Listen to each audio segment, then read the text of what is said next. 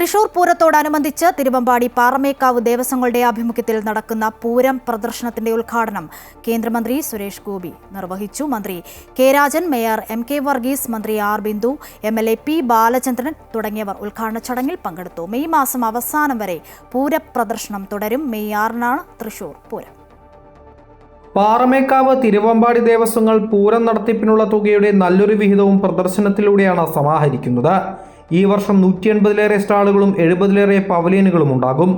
ISRO, BSNL, farm information bureau, Kerala police, excise, NCC, homeo വകുപ്പ് തുടങ്ങിയ നിരവധി സർക്കാർ സ്ഥാപനങ്ങളുടെ പവലിയനുകളും ഉണ്ടാകും. കൂടാതെ പ്രതിരോധ മന്ത്രാലയത്തിന്റെ സ്റ്റാളും ഉണ്ടാകും. റോബോട്ടിക്സ് അനിമൽസിന്റെ പ്രദർശനവും സൂപ്പർ റിയാലിറ്റി 5D ഡോം തിയേറ്ററും ഇക്കുറി പൂരം പ്രദർശനത്തിൽ ആകർഷണീയമാവും. ദിനംപ്രതി വൈകിട്ട് ഓഡിറ്റോറിയത്തിൽ വിവിധ കലാപരിപാടികളും അരങ്ങേറും. പൂരം പ്രദർശനത്തിന്റെ ഉദ്ഘാടനം കേന്ദ്രമന്ത്രി സുരേഷ് ഗോപി നിർവഹിച്ചു. പൂരം ആരും നടത്തുന്നതല്ല, ആസ്വാദകരുടെ പങ്കുചേരലാണ് പൂരം. പൂരത്തിലെ ആദ്യത്തെ പങ്കുചേരലിന്റെ ആഹ്ലാദത്തിലാണ് താനെന്നും സുരേഷ് ഗോപി പറഞ്ഞു.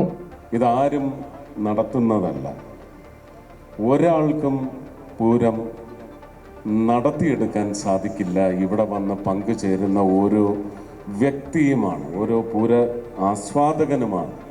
ഒരുപക്ഷെ ലോകം മുഴുവൻ കാത്തിരിക്കുന്ന, ലോകത്ത് ഏറ്റവും വലിയൊരു ഇവന്റ്ഫുൾ ഇവന്റ് ഏതാണെന്ന് ചോദിച്ചാൽ അത് ഈ കാഴ്ചയാണ്. സാധാരണ ദിനങ്ങളിൽ 40 രൂപയും പൂരം നാളിലും തലേന്നും പിറ്റേന്നും 50 രൂപയുമാണ് പ്രദർശനത്തിന്റെ പ്രവേശന ടിക്കറ്റ് വില. അമൃത ന്യൂസ്, തൃശൂർ.